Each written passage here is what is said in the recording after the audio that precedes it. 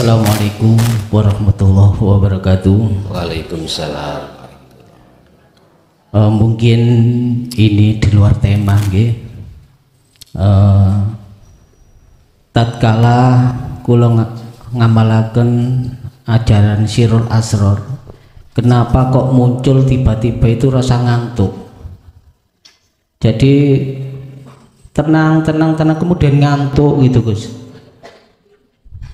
Saya pernah membaca artikel kajian Islam itu bahwa orang tidur itu setengah dari makrifat. Itu pertanyaan yang pertama, apakah benar bahwa tidur itu setengah dari makrifat? Yang kedua, apa yang dimaksud dengan nurut hakikat cedak tanpa senggolan atau tanpa gonggang? Pun itu mawon sing saged kula sampaikan, kurang lebihnya saya mohon maaf yang sebesar-besarnya. Assalamualaikum warahmatullahi wabarakatuh. Waalaikumsalam warahmatullahi wabarakatuh.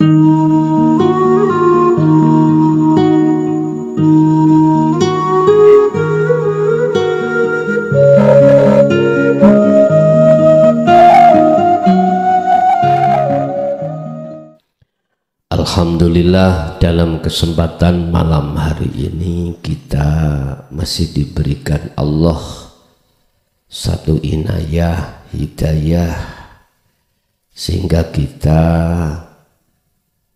bisa dikumpulkan dalam satu majelis taklim muta'alim yang pada malam hari ini kami akan membahas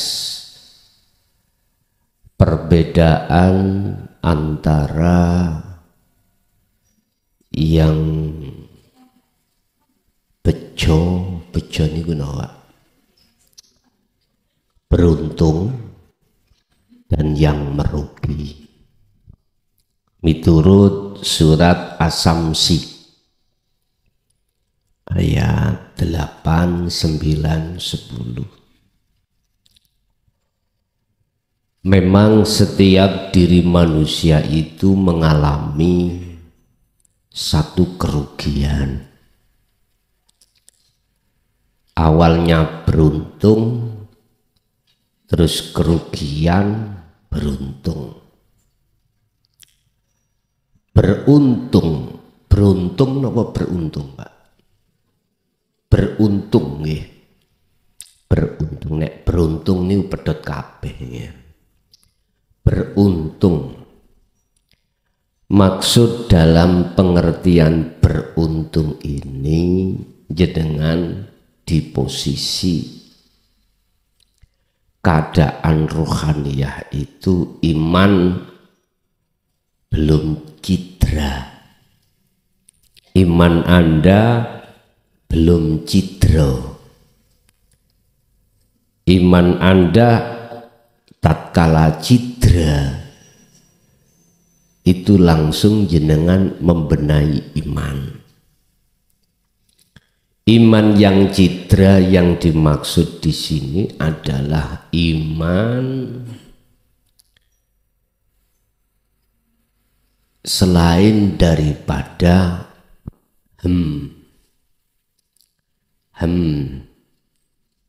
bahasa Islam lewat Al-Quran, iman yang selain Allah. Secara umum, iman yang selain terhadap Tuhan. Contoh iki.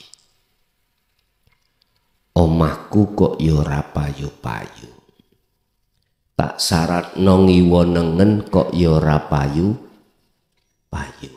Sebab ning kuno akeh gendruwo. Misalkan hati punya iman, olehnya tidak laku-laku rumah dikarenakan ada bongso halus, banyak gendruwonya, banyak wiwi gombelnya, banyak napa wis pokoknya bangsa-bangsa yang jahat.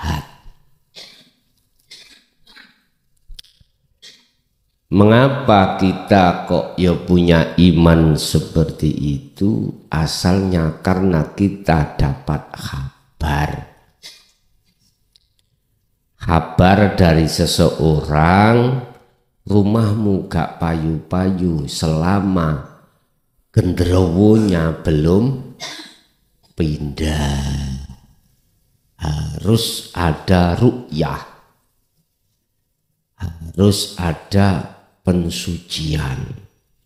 Wis berbagai macam ahli-ahlinya ngusir bongso halus. Akhirnya disuruh beli minyak lah, mbuh minyak apel kuda, mbuh minyak nyong-nyong. Sebetulnya itu permainan aja lah, permainan. Minyak itu permainan. Harganya berapa, Pak? Jadi orang lain sing diparani mang, oh ada yang 800, ada yang 400. Wis gampangane minyak nyong-nyong ya. Akhirnya kita bukannya tidak percaya, pingin ruh beneran. Betul lah minyak nyong-nyong harganya 800. Akhirnya kita zaman saat niki, zaman sekarang pinter buka Google, minyak nyong-nyong, klik harganya cuma 200 lebih. Berarti permainan. Dan atau memang ada, Anda sendiri pernah dikelihati, percaya. Tapi bila mana jatuhnya iman ini, karena makhluk itu yang membuat tidak laku-laku, maka posisi iman kita bermasalah.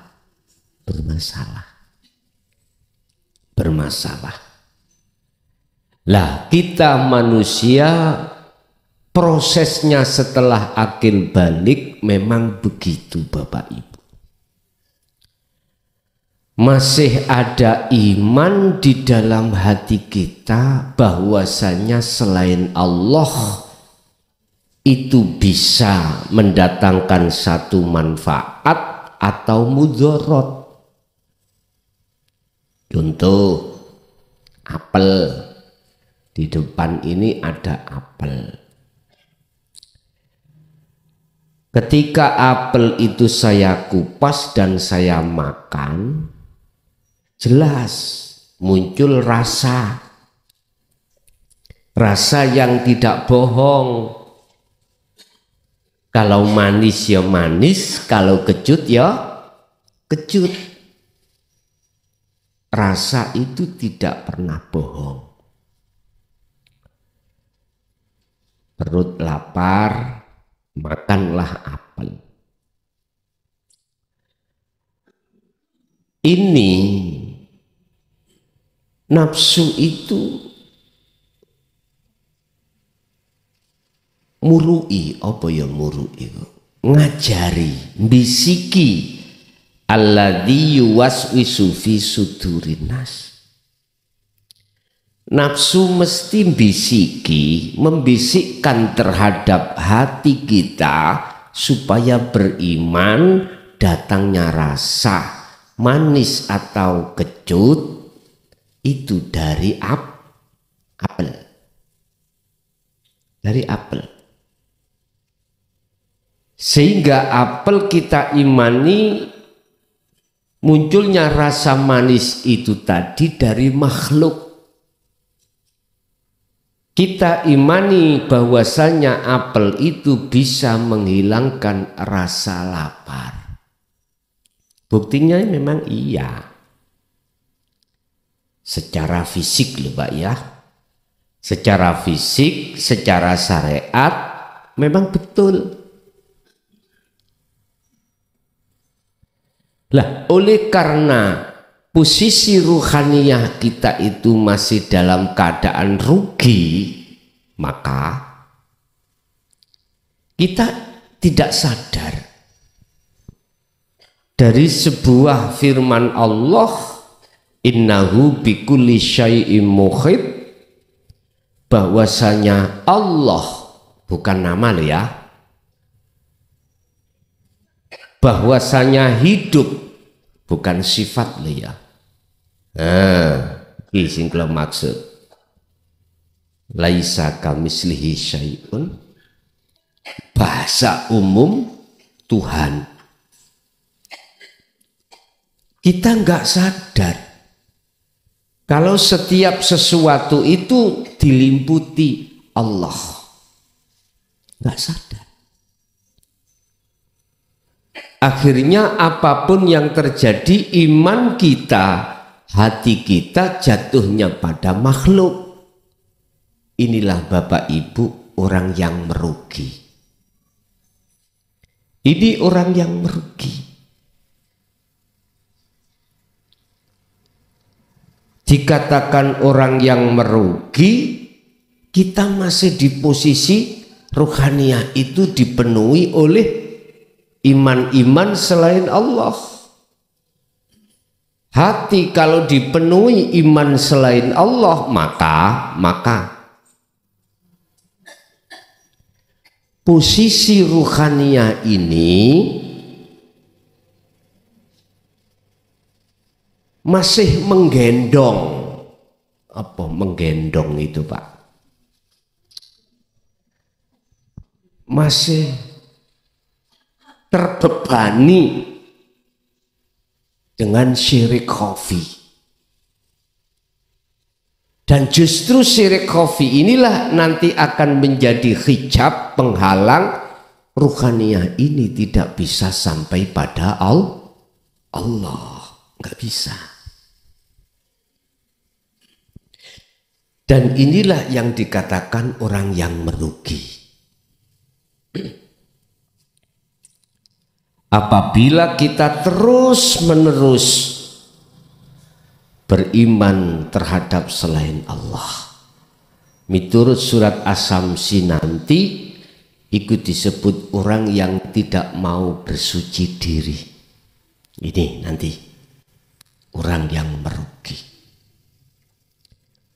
Padahal satu sisi Allah memberikan solusi, memberikan satu pengajaran, petunjuk lewat dinut tauhid ini supaya kita itu bisa keluar dari beban syirik khafi tadi, Pak. Qad tabayyana rusdu minal ghayy. Dinut tauhid itu adalah agama yang mendidik terhadap hati supaya keluar dari belenggunya hawa nafsu. Dengan begitu maka hati akan bisa mengesahkan pada Allah. Artinya tidak akan menyekutukan Allah terhadap yang lain. Artinya iman yang selain Allah nanti soyo suwe lama kelamaan akan sirna.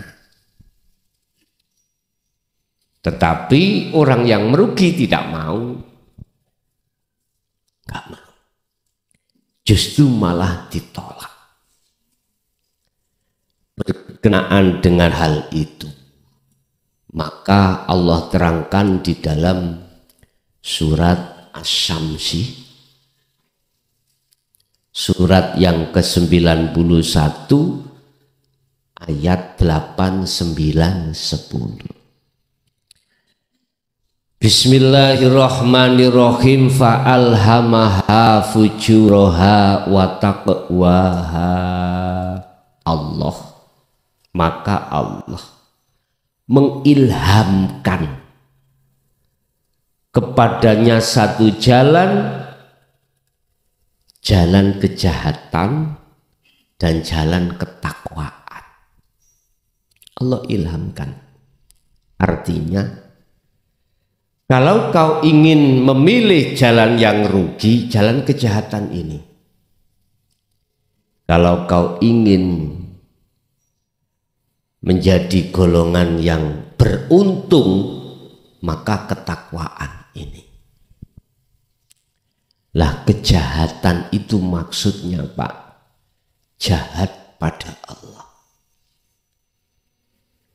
Innama ya'murukum bisu'i wal faksha. Background, kok background sih? Apa tujuan nafsu? Ya, yang ada di dalam hati kita itu merintahkan hati supaya bisu wal faksha. Waqala aidan bil faksha wal mungkar. Laku jahat, keji pada Allah, keji pada Tuhan. Bentuk perbuatan keji alias zalim di sini adalah mencari Tuhan selain Tuhan, mencari Allah selain Allah. Kalau bahasa Islam, mencari Tuhan selain Allah. Apa tadi? Itu tadi iman, ada iman dalam hatiku. Kalau makhluk itu bisa mendatangkan manfaat dan mudarat, padahal ada 12 ayat, kalau nggak salah 14 ayat. Itu menjelaskan tentang makhluk. Sesungguhnya makhluk itu tidak bisa mendatangkan manfaat atau bahaya atau mudarat, gak bisa. Yang bisa mendatangkan bahaya dan mudarat adalah Tuhan itu atau Allah itu. Allah, bahasa orang Islam. Sang Esa itu yang bisa mendatangkan di segala aspek apapun. Di samping itu hadis Bukhari Muslim, Kanjeng Nabi dawuh, la haula wala quwata illa billah.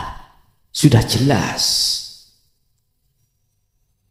Nah, untuk membuka rahasia ayat tadi dan hadis ini tidak bisa jikalau kita itu tidak masuk dalam pendidikan dinut tauhid, ilmu kaweruh, ilmu tuwek. Disebut ilmu kaweruh, ilmu sing kanggo ngaweruhi sejatine Gusti Allah. Ilmu tuwek disebut ilmu tuwek sebab ilmu yang pertama turun itu adalah ilmu tauhid. Ilmu sing ada kaitannya dengan Tuhan. Ilmu sing berkaitan dengan makhluk iku ilmu nom, ilmu muda. Makanya ada ilmu syariat, ada ilmu hakikat. Nek Mbah Buyut dulu iku ngomong bicaranya tidak ilmu tauhid, ilmu tuwek ger, ilmu sepuh, ilmu kaweruh, ngoten dulu, boten ilmu tauhid, boten. Sebab para romo-romo dulu itu bilangnya gitu, akhirnya ditirukan kepada penerusnya ilmu tuwek. Lah sak mangke sama antara ilmu tuwek, ilmu kaweruh dengan ilmu tauhid itu sama. Ilmu tauhid, dinut tauhid itu versi Al-Quran. Mau tidak mau harus masuk di dalam situ dan mempelajarinya. Baru nanti akan sadar bahwasanya semua apapun itu yang melimputi Allah. Jikalau tidak terlimputi Allah, maka mulghoh. Mulghoh itu maksudnya muspro, ya wis nglendang. Kados meja niki waul. Andai tidak ada yang mengangkat dari luar ke dalam musola, nggak bisa meja berangkat sendiri. Lah meja niku persis sejatine sifat kita sebagai makhluk. Nggak akan pernah bisa punya daya upaya untuk pindah tempat, kekuatan untuk memindahkan yang lain, nggak ada. Lah yang bisa memindahkan atau yang bisa pindah itu hanyalah Allah. Makanya sampai gak ojo percaya dari makalah yang mengatakan wistah manuto aku wae engko tak syafaati, tak tolong. Iki menungsane lho ya. Ojo percaya. Jangan percaya kita hati lo, iman kita jangan percaya pada makhluk, jangan. Estu jangan. Wis tah manuto aku, engko awakmu gejokan sarungku, tutuk makhluk ya. Mohon maaf, saya cuman kasih kebenaran aja. Tidak ada makhluk itu bisa menolong makhluk lain, nggak bisa. Saya ngomong dari sisi kacamata asli nih loh ya, kacamata hakikat, nggak ada. Bagaimana mungkin saya bisa menolong orang lain, lawang saya nolong diri saya sendiri tidak bisa. Utek tidak delenti ya, nggak bisa Pak. Apa ya mungkin meja iku bisa ngelih meja liya? Paham nggih maksudnya? Saya ngomong sejati nih. Yang punya penolong itu siapa sih? Yang punya syafaat itu siapa sih? Mungkin jenengan saged mirsani. Mungkin Anda bisa melihat di dalam Al-Qur'an surat Az-Zumar ayat 44. Wis mesisan pol-polan saya. Lawang saya prihatin umat itu diarahno iman pada yang lain. Az-Zumar 44. Gue nek salah kaplok kono aku. Nggak enak toh.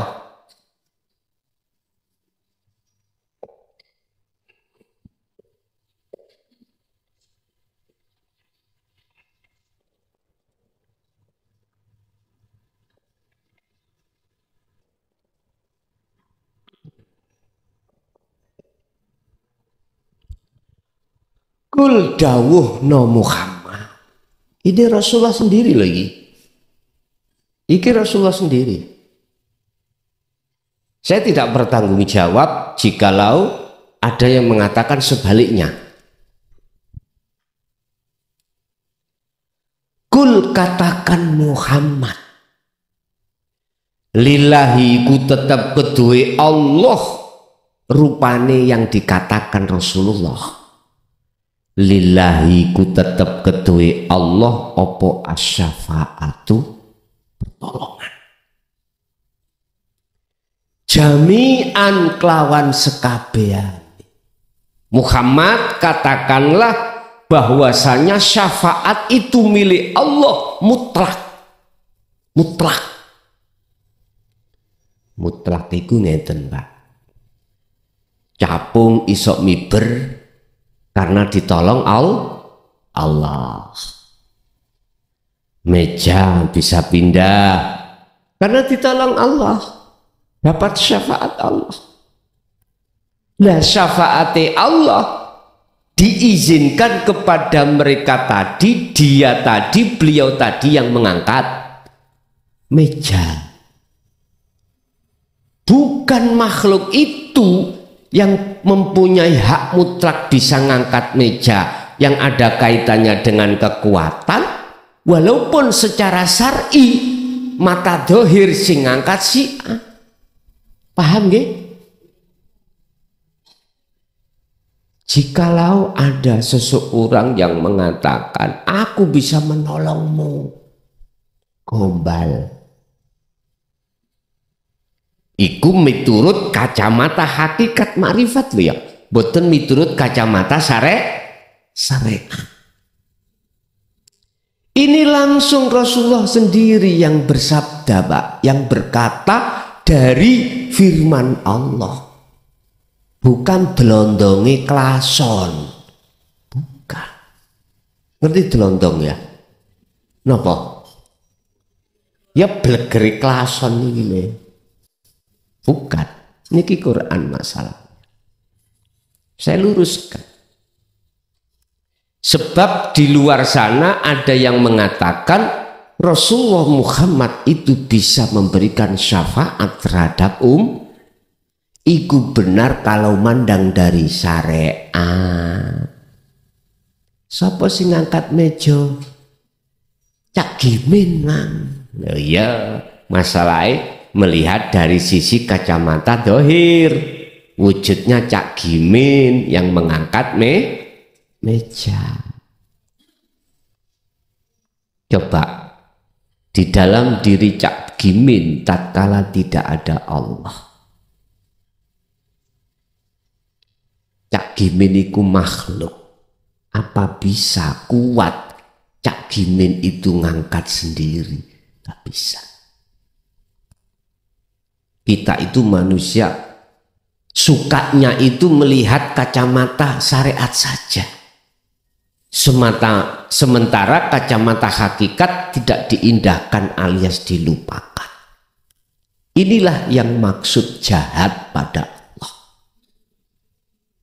udah pilih yang model seperti ini atau model takwa. Nah, takwa itu berarti jenengan melihat kacamata hakikat. Berarti iman jenengan tidak terhadap Cak Gimin, tidak terhadap Muhammad ibnu Abdillah, tapi iman hati sampai itu hanya pada Allah. Lesan syariat tetap ngomong Muhammad karena berhadapan sesama manusia Muhammad. Loh, kalau begitu tidak boleh beriman terhadap selain Allah. Bagaimana kedudukan di dalam Islam itu? Rukun iman itu jumlahnya 6. Kok gak 1 Allah aja, kok 6? Bagaimana? Nah, ini nanti aku kupas karena ini adalah satu dasar tauhid bagi si pemula. Lanjenengan iki senior. Jadi pemula nanti aku bahas semuanya itu secara detail di sasi Ramadan. Nek secara simpel mawon gini. Amantu billah, aku beriman pada Allah, wa malaikatihi, terhadap para malaikat, wa kutubihi wa rusuli, dan sampai akhir. Kita nggak boleh iman pada makhluk, nggak boleh. Nama itu termasuk makhluk, nama masih jobo. Nama itu masih makhluk. Allah nama itu masih makhluk. Maksudnya Tuhan di dalam diri nama itu, yang memiliki nama itulah yang bukan makhluk. Malaikat artinya Bapak Ibu secara simpel lihatlah hidup. Gitu. Walaupun menyebut nama Allah, menyebut malaikat, kitab-kitabnya, utusan-utusannya para rasul, takdir sing apik lan sing ala, dan seterusnya, kita harus melihat sang yang berperan. Itulah hidup yang harus kita imani. Itu caranya. Makanya kalau jadi umat Islam, jangan duduk di syariat saja. Naik ke hakikat. Naik. Baru paham. Imanmu biar itu tidak nurul iman, biar jadi hakul iman. Maksudnya seperti itu. Lah, takwa di sini jalan takwa. Allah mengilhamkan juga jalan takwa. Anda pilih jalan takwa itu berarti hanya beriman pada Allah. Ing mungguh wong Islam. Qad aflaha man zakka. Qad aflah, teman-teman, betul-betul bejo, beruntung sapa man wong zakaha kang gelem ngresiki iman selain Allah tadi, wong Islam. Sungguh beruntung bagi orang-orang yang mau bersuci diri dari iman selain Tuhan. Rasul itu Pak ya, utusan Allah seluruhnya, mulai Nabi Adam sampai Nabi Muhammad. Sing didakwahno iku mung kuwi. Secara hakikat iku menyerukan terhadap kita, bagi kita yang hatinya ada iman selain Allah, wajib ke Allah. Iman kita yang selain daripada Tuhan, yang disebut al-asnam, berhala, maka wajib untuk tinggalkan itu dan menghadap pada Tuhan semuanya. Gak ada Rasul itu yang memberikan seruan sembahan aku, pujaan aku Rasul, pujiin aku Rasul. Gak ada. Walaupun secara syariat dikatakan sebagai penyelamat umat, ya. Minadz zulumati ilan nur, dari ajaran beliau itu yang membebaskan dari gelapnya hati menuju terangnya hati pada Allah. Nggak pernah Rasul itu dalam Al-Quran saayat atau setugel ayat lah wis. Kalau nggak mau saayat setugel, kalau nggak mau setugel seperapat, kalau nggak mau seperapat ya sak huruf wis. Nggak ada yang mengisyarohkan beliau itu untuk menyembah dirinya. Nggak ada. Mesti diarahkan terhadap Tuhan. Bila mana ada yang mengatakan bahwasanya wajib kita untuk memuja, memuji, menghormat terhadap menyembah, bahkan menyembah, nek bahasa menyembah itu terlalu kejeron, memuja, memuji terhadap utusan, saya nggak bertanggung jawab. Kalau boleh saya pendapat itu propaganda aja mereka supaya tidak mengalih penghambaan. Jenengan iki cek didoktrin supaya menghormat, menghambakan diri pada makhluk. Udah kelihatan Pak, tidak ada tauhidnya, sudah kelihatan. Bahkan sampai awakmu nek gak ngabdi nang aku kualat awak. Nek keluar dari ajaranku kualat awakmu nang aku. Tak dongakno kamu ketabrak sepur. Sing gawe kualat, sing walati Gusti Allah. duduk makhluk. Ngoten lho niku. Berhubung jenengan sudah didoktrin seperti itu, terus gak ada keterangan tentang al-haq, tauhid, percaya mawon, akhirnya Anda ketakut, ragu-ragu keluar, mamang. Ya kau imannya pada makhluk. Udah hilangkan itu. Intinya semua makhluk tidak punya apapun. Walaupun secara syariat seperti sakti mandraguna. Udah, jangan percaya. Percayalah hatimu hanya pada Tuhan. Lah ini Tuhan itu di mana-mana dan tidak kemana-mana. Tergantung jenengan nyikapi dari mana.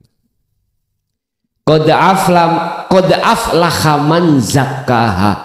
Sungguh betul-betul beruntung bagi mereka yang bersuci dari iman selain Allah. Iman selain Tuhan. Ya apel tadi lupa atau yang lain. Jikalau jenengan dikabari seseorang, rumahmu itu ada genderuwonya.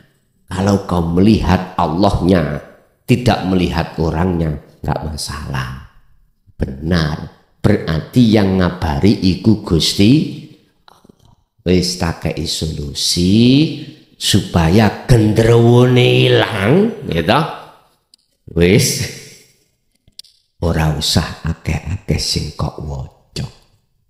Cukup ngadonga rahime Gusti Allah kelawan ngucap bismillahirrahmanirrahim. Tapi hatimu harus bertajalli loh ya. Wis, engko rong wulan teko si pembeli. Lah, penak ta?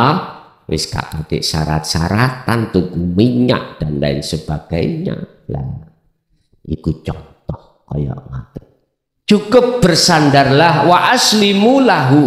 Pasrah nang Allah. Pasrah. Artinya pasrah. Apa yang kau lakukan jangan pernah kau akui kalau kau yang melakukan. Pandanglah semuanya itu Allah. Apa yang kau dengar, apa yang kau lihat, apa yang kau ketahui, tetapkanlah bahwasanya semua itu datangnya dari Allah. Baru cair Pak niki. Gak gampang muring-muring. Wis satu itu golongan orang yang beruntung. Nomor dua, wa qad khaba man dassaha. Sungguh merugi bagi orang yang orang itu tetap berdomisili dalam apa? Dalam kesyirikan. Syirik khafi. Sing gak gelem bersuci gitu Pak maksudnya. Membiarkan rohaniyahnya terbelenggu dalam belenggunya hawa nafsu. Nafsu membelenggu itu dengan syahwatu dunia Pak. Dengan iman-iman selain Allah. Yaitu makhluk tadi. Fi qulubihim maradun fazadahumullahu marada. Tatkala ini kau biarkan, syirik itu nggak akan hilang, Pak. Bahkan justru bertambah tebal. Syirik sing lawas masih ada. Kedatangan sing anyar-anyar. Anyar-anyar. Yes, teko kabeh. Lu kalau tidak aku, kalau tidak kai, nah wis mulai teko. Tambah bek, maka Allah katakan dalam satu ayat besok orang ini itu masuk di tengah wengi, peteng dedet tengah wengi, dia itu ada di tengah laut yang kelihatannya tangannya saja dia tenggelam, laute wis peteng, waktune peteng, matanya buta. Itu namanya peteng dedet. Udah. Melihat kanan kiri tidak akan pernah bisa. Karena nggak ada cahaya sekecil apapun, nggak ada. Ini bahasa di dunia ini, Pak, golongan kita. Yang hati kita terbebani, terkupeng. Terkepung dengan syirik khafi ini. Semakin hari tidak hilang, malah semakin datang, semakin tebal. Semakin tebal. Belah. Akhirnya jenengan gampang muring-muring. Mudah amarah manakala menemukan sesuatu yang tidak cocok miturut nafsu Anda. Tidak cocok. Terus lagi jenengan ini akan juga merasa takut kehilangan manakala sesuatu yang kau harapkan itu sudah datang. Takut hilang. Jadi kehidupan kita itu seperti orang stroke gitu, Pak. Melaku ngejar-ngejar ini kan, Bu. Ya seperti itu. Jadi nggak bisa plek, nggak bisa. Kalau bahasa Quran itu perbedaan antara orang yang beruntung dan merugi. Yang beruntung itulah khaufun alaihim walahum yahzanun. Gak ada rasa takut, khawatir, gelisah. Karena dia sibuk. Imannya itu hanya pada Allah. Atas segala hal apapun yang dihadapinya. Yang satunya lain lagi. Makhluk. Akhirnya ketakutan. Khawatir. Gelisah. Makanya di dalam Al-Quran terkait masalah jihad kecil ya. Perang secara dohir. Mengapa jumlahnya sedikit bisa mengalahkan jumlah besar? Karena apa? Hati keimanan itu. Yang jumlah kecil, dia sudah komitmen keyakinan, walaupun aku mati, akan mati syahid. Yang imannya pada selain Tuhan, wedi Pak, takut. Bagaimana nanti anakku, istriku masih muda, anakku masih kecil-kecil. Makanya kalah dengan yang kecil. Yang kecil itu pas, gampangan wong Jawa, nekat, kuat. Yang jumlah banyak, ragu-ragu. Mundur aja, akhirnya takut mati. Tapi yang kecil justru syahidlah yang dicari. Seperti itu. Bapak Ibu, siapa golongan di dalam ayat yang nomor 10 itu yang dikatakan orang yang merugi adalah orang yang mengotori hatinya. Mereka yang selalu dan selalu mendengarkan fatwa-fatwa, mohon maaf, dan percaya dengan fatwa itu yang mengarahkan imanmu pada selain Allah. Padahal surat Az-Zumar ini mentok Pak, saya ngomong. Bukan para wali, bukan para kiai, bukan para tokoh yang kita anggap punya karomah. Langsung Muhammad Rasulullah ini yang berkata seperti ini. Bukan saya yang bisa mensyafaatimu, bukan saya yang punya syafaat. Yang punya syafaat adalah Allah. Malam hari ini kalau sudah kutegaskan seperti ini kok yo masih kurang percaya, yo mborek. Aku nggak ngerti. Saking kempele atau si hati kalau begitu. Masih beriman selain daripada Tuhan. Berarti hati kita masih atos. Kalau nggak percaya dia, kalau nggak percaya masih tetap menuduh selain Allah, selain Tuhan itu bisa memberikan pertolongan. Yes, aku nggak tahu. Yang jelas tugas saya meluruskan kebenaran itu di tengah-tengah umat imannya umat ini tergelincir oleh nafsunya sendiri. Jadi orang yang merugi adalah orang yang membiarkan dirinya tetap dalam kekotoran alias tidak mau bersuci di diri. Tentang iman loh Pak ya, tentang iman. Beda kalau konteksnya ayat ini kita mengambil dari kacamata syariah. Beda. Ya jasmani iki Pak. Dikatakan bersuci diri, biasanya kita nyolongan, nyurian, kita tinggalkan perbuatan itu. Biasanya kita sobone lokalisasi kita tinggalkan. Biasanya kita itu pemabuk, peminum kita tinggalkan. Bapak Ibu, jenengan iki nek dandani jopo, iku nanti mesti kembali lagi.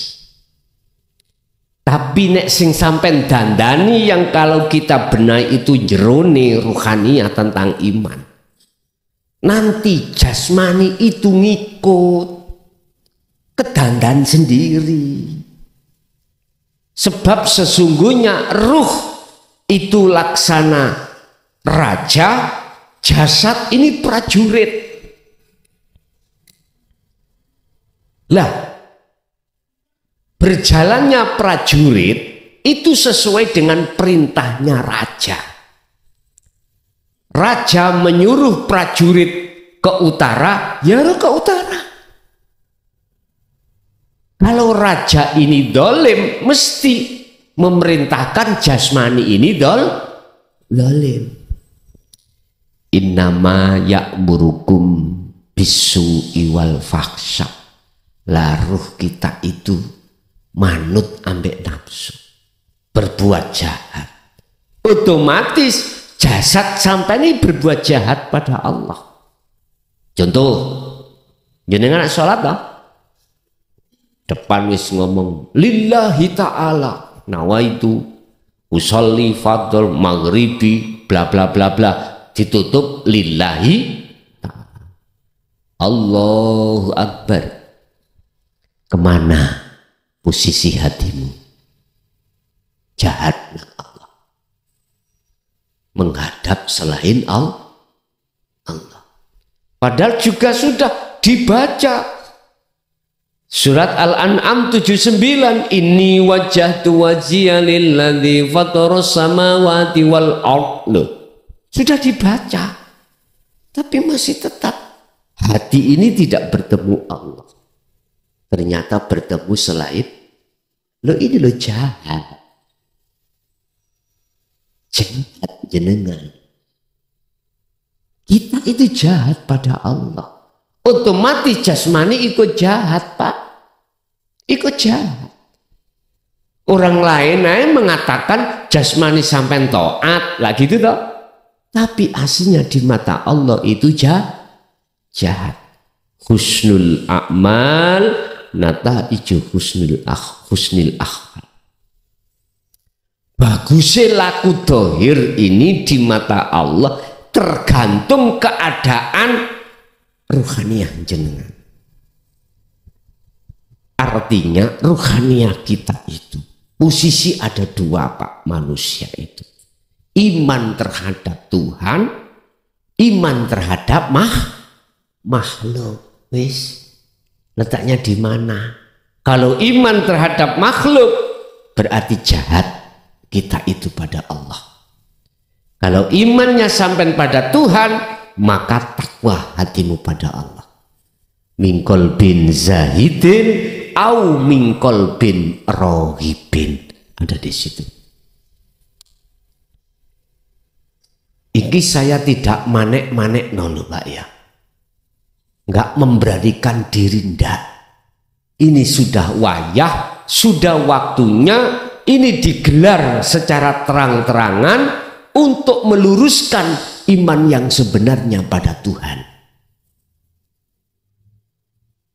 Urusan banyak yang menentang, bahkan tidak percaya, bukan urusan saya. Ini balahum minkum. Tugas saya cuma menyampaikan kebenaran itu. Urusan manusia, percaya dan tidak, percaya terus mengikuti, gak percaya terus menjauhi sambil menghina, itu bukan urusan saya. Udah. Aku nggak punya masalah dengan jenengan. Ndak, konteksnya iman nggak, saya nggak punya masalah. Konteksnya iman saya nggak punya masalah. Saya cuman menyampaikan terhadap umat, tergantung umat mau atau enggak. Itu bukan urusan saya. Bapak Ibu hadirin, terkait masalah basaha itu yang tidak mau bersuci, akibatnya apa? Kubitot a'maluhum wa malahum min nasirin. Ditolak. Seluruh amaliyah dan ibadah apa yang terjadi pada diri kita pasti ditolak Allah. Pasti ditolak. Saya katakan hukum kepastian dalam diri amal apapun itu barometernya itu apakah hati mingkol bin zahidin au mingkol bin rohibin.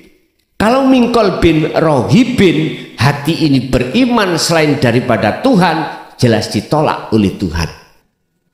Kelihatannya ajalah kita itu seakan-akan memuja Allah, tapi sebetulnya ruhannya kita bisu wal fakhsha, berjalan di atas jalannya nafsu. Buktinya beriman selain Allah. Jenengan gak akan sadar kalau ketutup hati sampean dengan doktrinnya nafsu. 3 hal nafsu mendoktrin Anda. Pertama, wa yastahibbunal hayatad dunya alal akhirah. Anda dipaksa hati untuk beriman terhadap makhluk, yang makhluk ini ada kaitannya dengan hubbus syahawah. Kalau sudah masuk di sini jebakan ini, alal akhirah, Anda akan melalaikan Allah, melalaikan Tuhan yang sebenarnya. Berarti kita tidak bertuhan pada Tuhan yang sebenarnya. 1. Kalau Anda ini tetap tidak bisa dihadapkan yastahibbunal hayatad dunya, keenaan kehidupan duniawiyah, Anda itu masih tetap untuk bersikukuh mengikuti ajaran dinul haq. Nafsu tidak berhenti. Wa yasudduna an sabilillah, akan menghalangimu.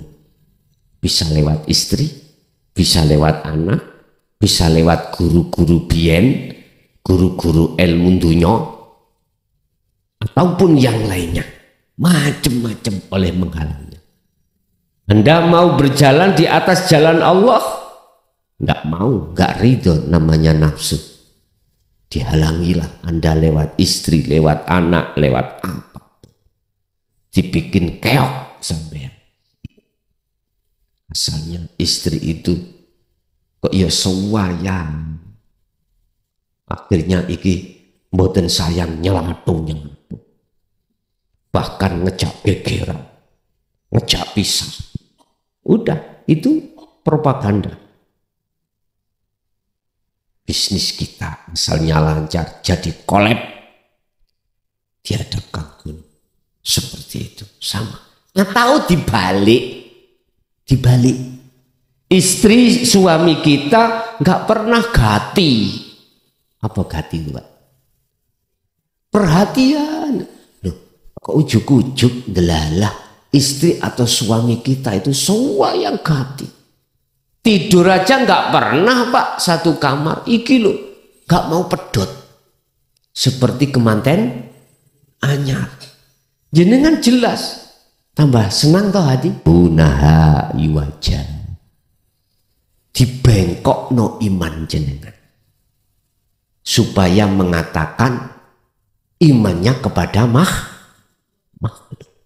Lesannya kita ngomong amantu billah wa minan nasi may yaqulu amanna billahi wal yaumil akhir tapi wa ma hum bimu'minin, sebetulnya kita tidak beriman. Dibengkokkan.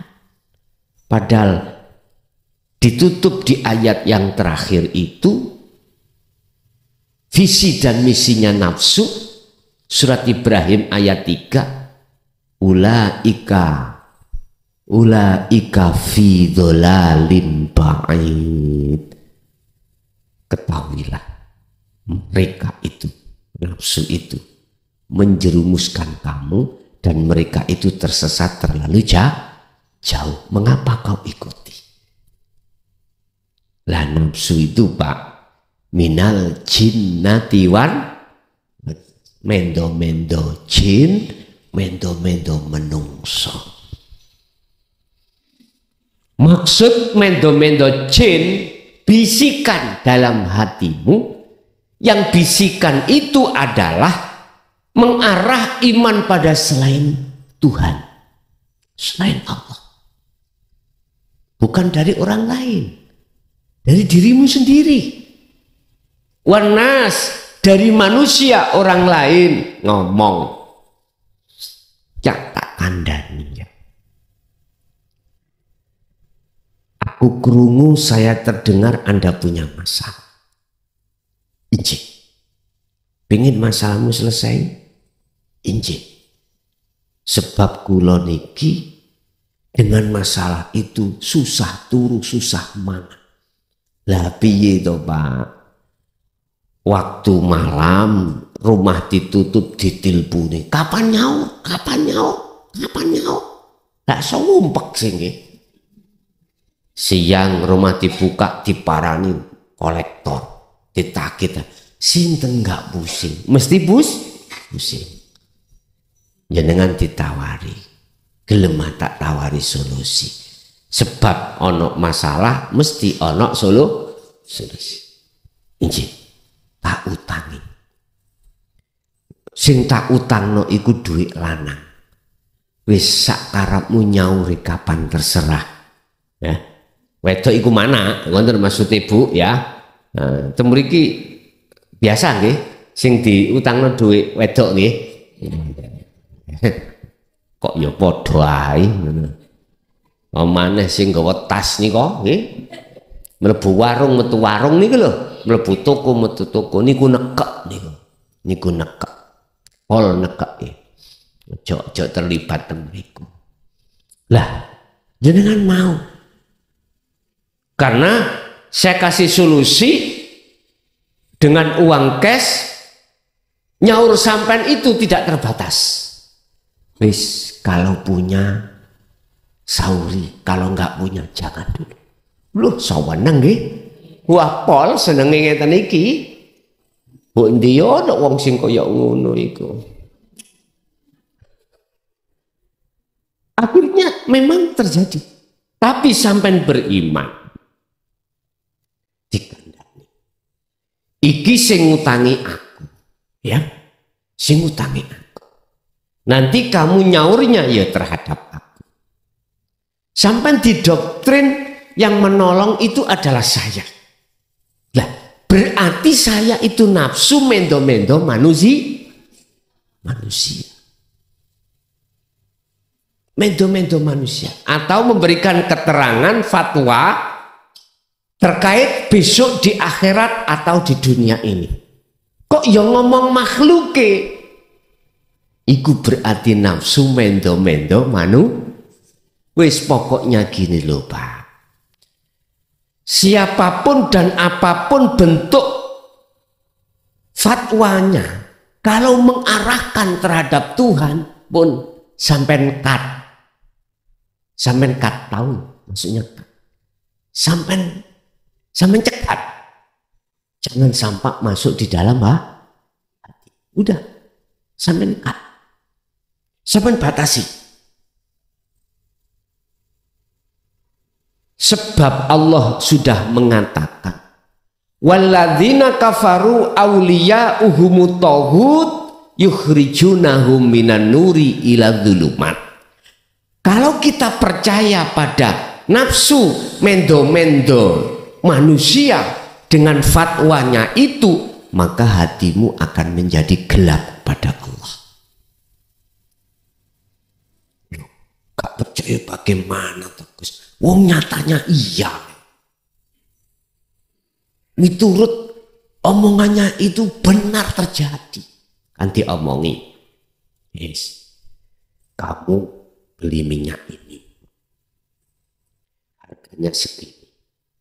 Oke, terjadi, udah tak garap dengan bahasa karomahku, wis 2 bulan air ada orang yang membeli. Faktanya memang terjadi 2 bulan, ada yang tidak benar kan Ibu?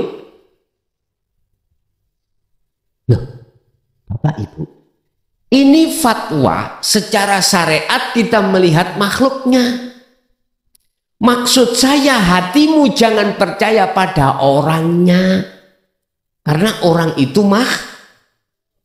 Percayalah, lihatlah hidupnya. Loh, gitu maksudku loh. Jelas ya?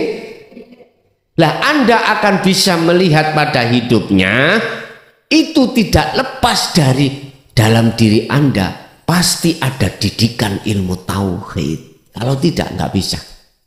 Makanya mereka walladzina kafaru, mereka yang menolak tentang tauhid, awliya'uhumut taghut, dan menjadikan nafsu sebagai imamnya, penolongnya, yukhrijunahum minan nuri ila dzulumat, akan memasukkan kamu di dalam alam kegelapan pada Allah.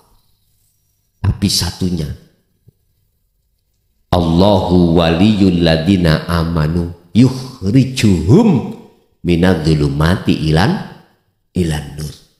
Jikalau yang kau imani Allahnya, Allah yang kau Tuhan, yang kau jadikan sebagai penolongmu, yukhrijuhum minadz dzulumati ilan nur, kau akan dimasukkan dalam alam yang terang benerang pada Allah.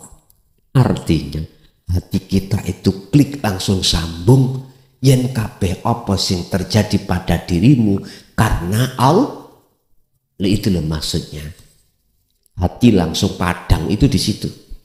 Apapun yang terjadi dan muncul dalam diri jenengan atau di luar diri jenengan, hati jenengan ada sambungan kesadaran penuh kalau semua yang berperan adalah Allah. Nah itu. Minadz-dzulumati ilan nur. Sekarang saya kembalikan pada umat, pilih jalan kejahatan atau pilih jalan yang takwa, terserah. Sebab konten ini juga tidak hanya didengarkan orang yang sudah hatinya eksis tentang dinu tauhid, ada juga yang menolak. Semoga harapan saya yang menolak sementara ini dikasih kesadaran. Akhirnya oper persnelang. Tadinya iman pada selain Tuhan, sekarang berimannya hanya pada Tuhan. Dengan datangnya ayat ini, Bapak Ibu hadirin jamaah rahimakumullah, kita sebagai kepala rumah tangga, sebagai suami pasti tahu bagaimana posisi iman istri anakku. Tahu. Kalau jenengan sudah tahu, maka sadarkan lewat ayat ini. Surat As-Samsi ayat 8-10. Terkait orang-orang yang beruntung dan orang-orang yang merugi baik di dunia maupun di akhirat. Karena itu tanggung jawab kita sebagai seorang suami. Ar-rijalu qawwamuna 'alan nisa. Mungkin bagi si istri juga begitu. Manakala lebih dahulu Anda beriman pada Allah daripada istri, daripada suami, kasih tahu. Karena itu orang dekat Anda. Itu bahasa manusiawiyah. Lah nanti bahasa rububiyah ketuhanannya apa kata Allah? Apa kata Allah? Itu manakala dalam hatimu ada keinginan kerentek untuk menyampaikan pada keluarga masing-masing. Bapak Ibu hadirin jamaah rahimakumullah, itu apa yang bisa kami sampaikan terkait apa yang menjadi peringatan Allah terhadap hambanya, antara orang yang beruntung dan orang yang merugi. Barangkali ada yang perlu dipertanyakan, monggo kami persilakan.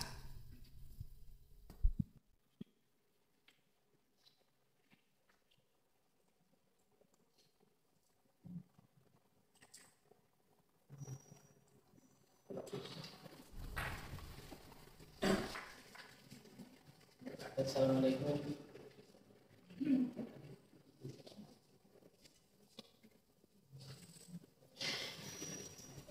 Mike ndi? Jero. Niki Pak, mik nih Pak.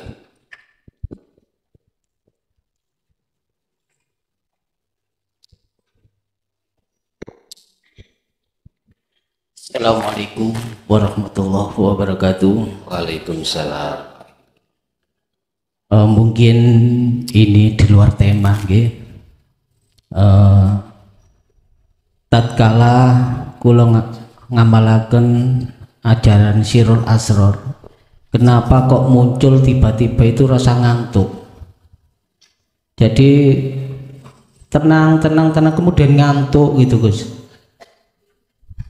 Saya pernah membaca artikel kajian Islam itu bahwa orang tidur itu setengah dari makrifat. Itu pertanyaan yang pertama, apakah benar bahwa tidur itu setengah dari makrifat? Yang kedua, apa yang dimaksud dengan nurut hakikat cedak tanpa senggolan atau tanpa gonggang? Pun itu mawon sing saged kula sampaikan, kurang lebihnya saya mohon maaf yang sebesar-besarnya. Assalamualaikum warahmatullahi wabarakatuh. Waalaikumsalam warahmatullahi wabarakatuh. Pertama, benar, karena orang tidur itu sudah tinggalkan iman selain Allah. Kesadaran dalam diri sampeyan terkait masalah selain Allah, duniawiyah makhluk itu enggak ada. Sehingga disebut orang yang tidak sadar. Tidak sadar terkait masalah urusan duniawiyah. Betul, setengah dari makrifat. Ada yang mengatakan sempalani makrifat orang tidur itu. Tetapi jikalau, mohon maaf, orang tidur itu ada dua golongan. Ada golongan ahli hijab yang tidur, ada golongan ahli syuhud yang tidur. Jadi sebelum tidur itu ada golongan hati ahli hijab, ada golongan hati ahli syuhud. dalam konteksnya sempalan atau separuh daripada makrifat itu memang benar. Walaupun yang tidur itu adalah ahli hijab. Karena apa? Karena sudah tinggalkan urusan-urusan dunia. Jenengan sudah lalai semuanya. Sehingga orang tidur itu tidak tahu keadaan dirinya bagaimana, tidak tahu. Saya ini ada di atas kasur, apa di atas amben, apa di atas tekel. Nggak ada ingat yang di situ, nggak ada. Kalau sudah tidur ya udah bablas.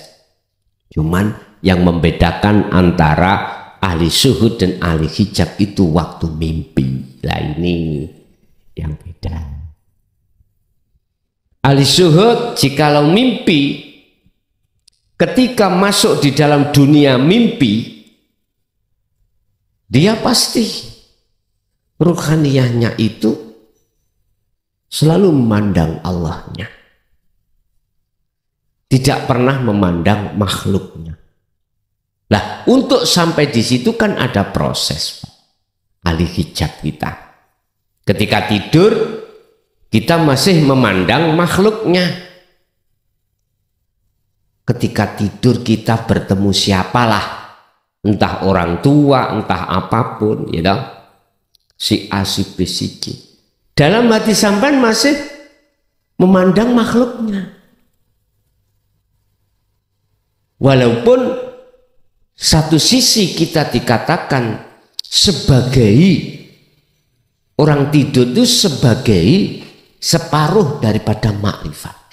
Dikatakan separuh dari makrifat, kita sudah tidak ada kesadaran tentang urusan dunia waktu sadar. Tapi waktu nggak sadar tidur, kita masih mengatakan makhluk. Beda dengan ahli syuhud. Baik tidur maupun tidak tidur sama. Hati tetap imannya pada Allah. Musyahadahnya, bersaksinya, menghadapnya, melihatnya, imannya hanya pada Tuhan. Satu. Terus nomor 2, ngantuk. Kok ngantuk? Apa man?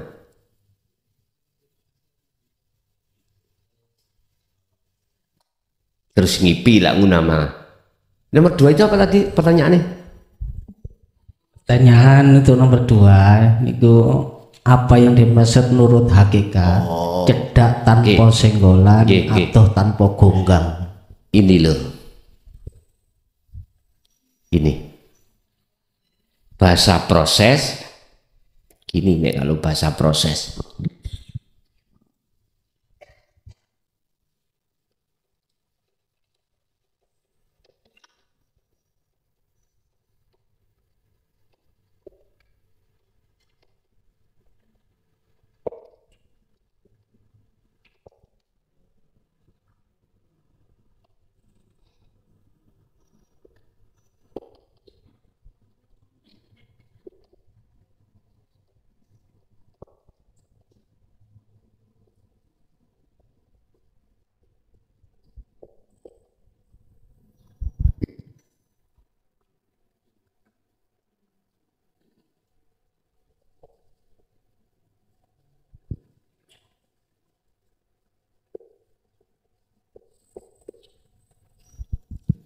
Iki prosesnya Pak.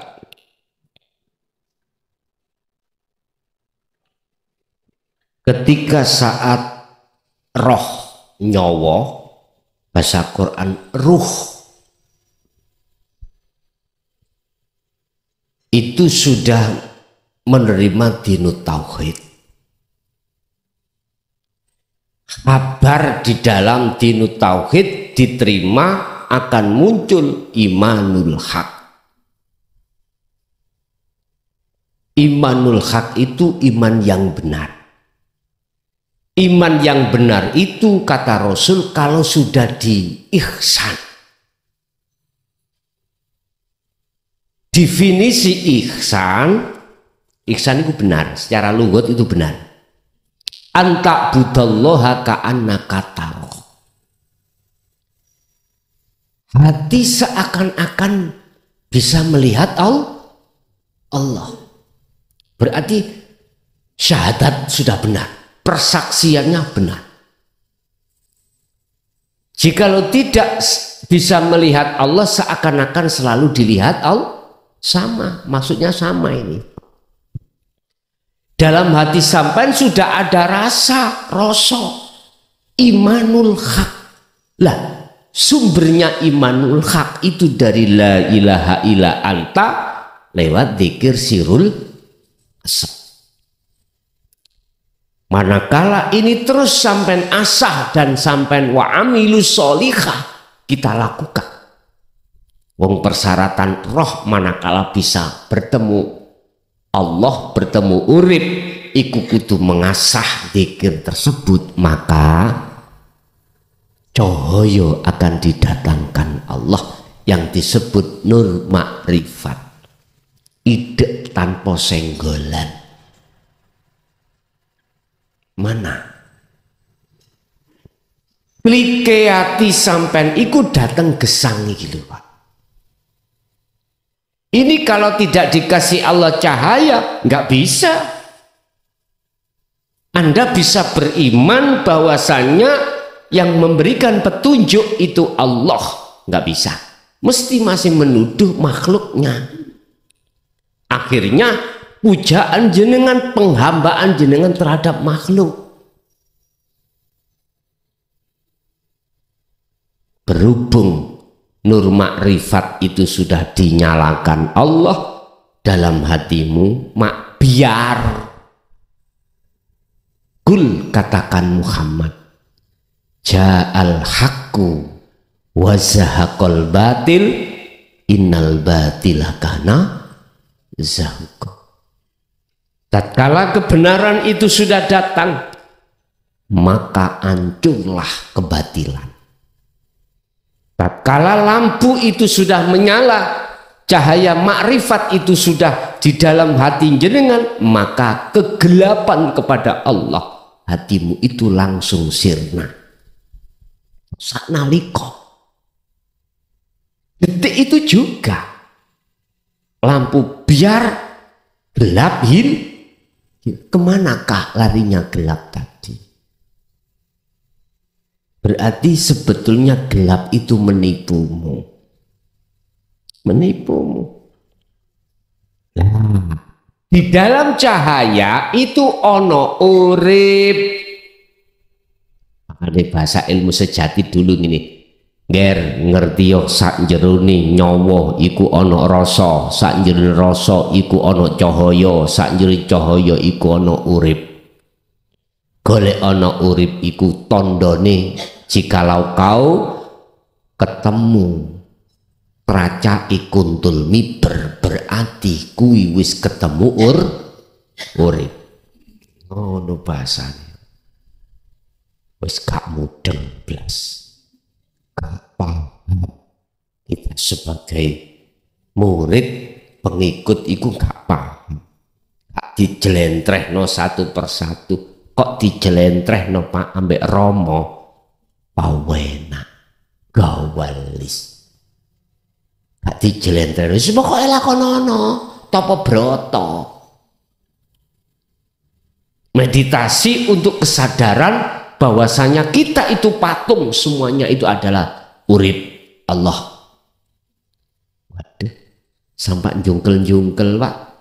Awak dewangi kuru, rambut dijarno, rambut dibiarkan sampai tutup bokong, yo gak jebus-jebus. Sakti sing teko, gitu ya, sakti. Ya napa lek gak sakti mlaku cepet wong gak beban kalau daginge. Dadi yo cepet ae mlaku. Ide tanpa senggolan. Ya iki. Sebab sing disenggol gak ono. Apa ini disenggol? Iki di mata Allah. Idza sa'alaka ibadi anni fa inni qaribun. Muhammad, katakan terhadap hambaku, jikalau hambaku bertanya terhadapmu tentang diriku, no endi aku iki? Katakan, wa inni qoribun, sesungguhnya aku itu dekat, tapi rasenggolan.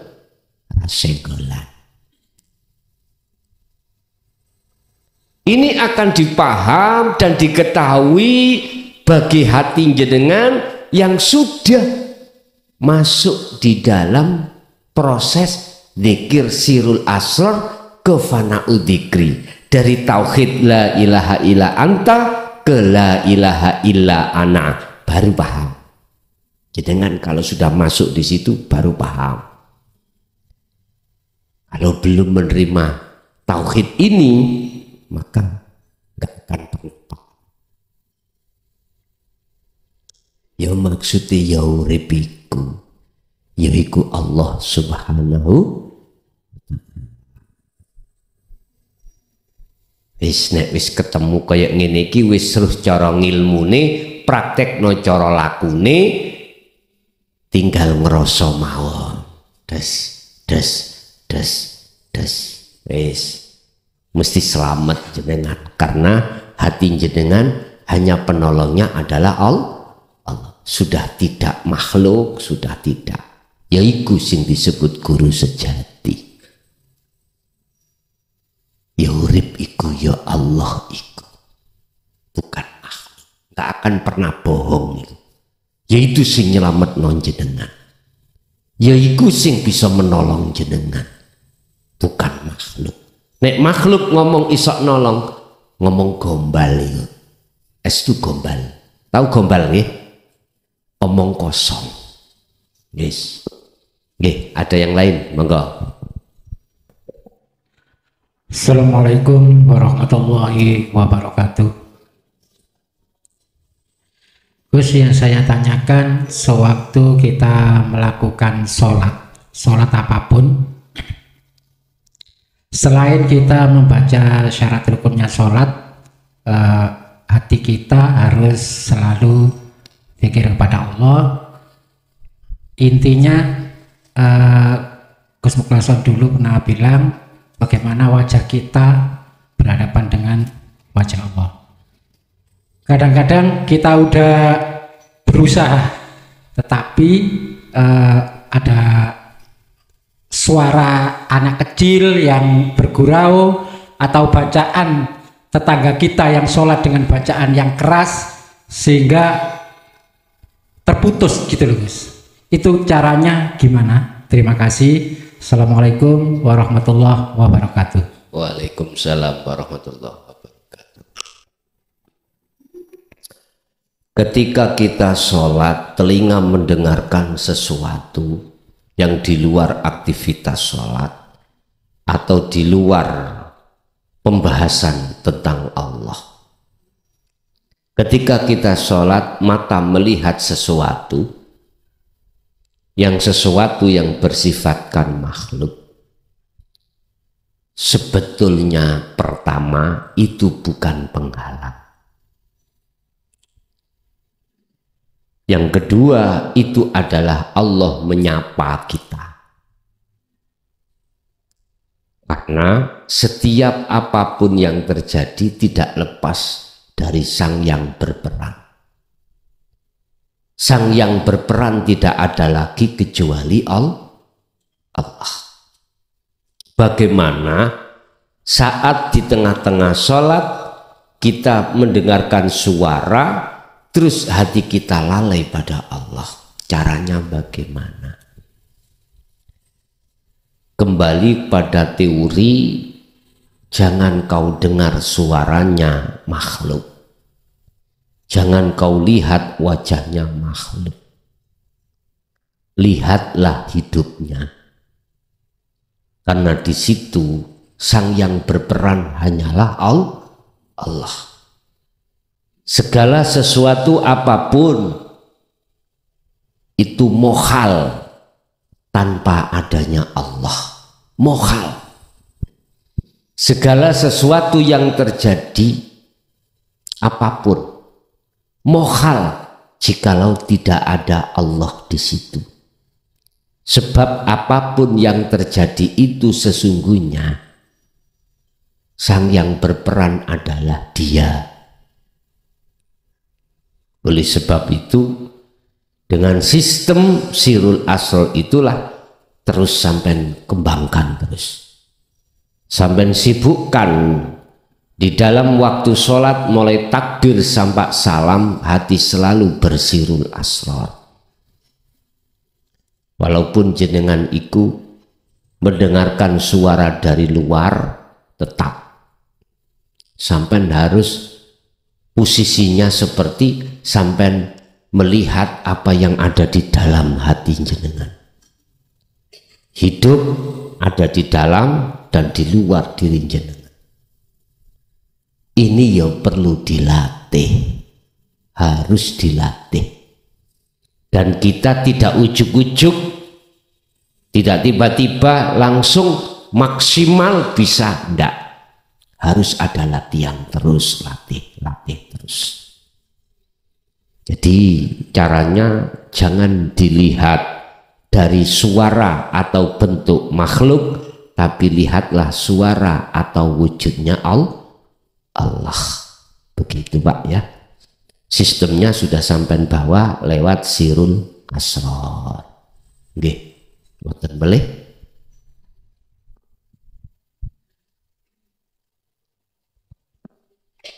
Wa ma lakum la tu'minuna billah.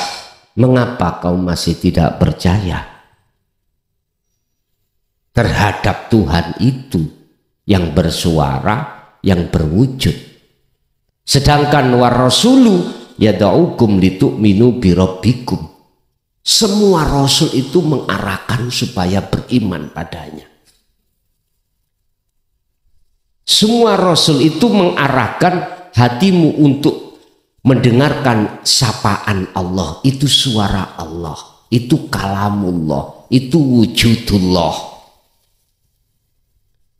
Wa qad akhadha mitsaqakum in kuntum mu'minin.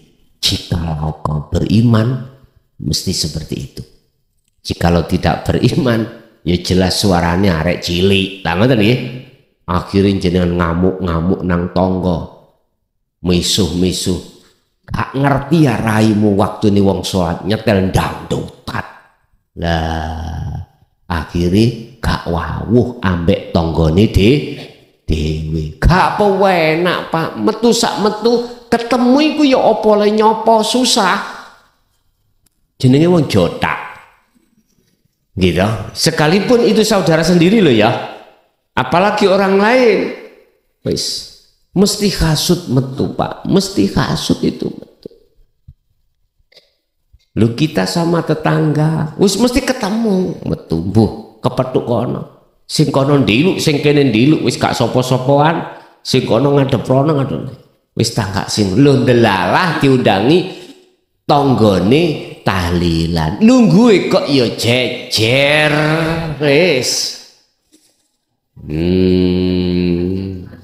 Iwuh ndeleh awak. Tak kira budale sarunge ijo. Tibake nang kene putih, gak ruwet tanggaku di wah wis. Iwuh wis ngoten. Jadi itu tadi Pak. Inilah ajaran Rasul. Rasul mengarahkan hanya pada Tuhan, tidak pada Rasulnya. Ngoten nggih? Oke. Ada lagi?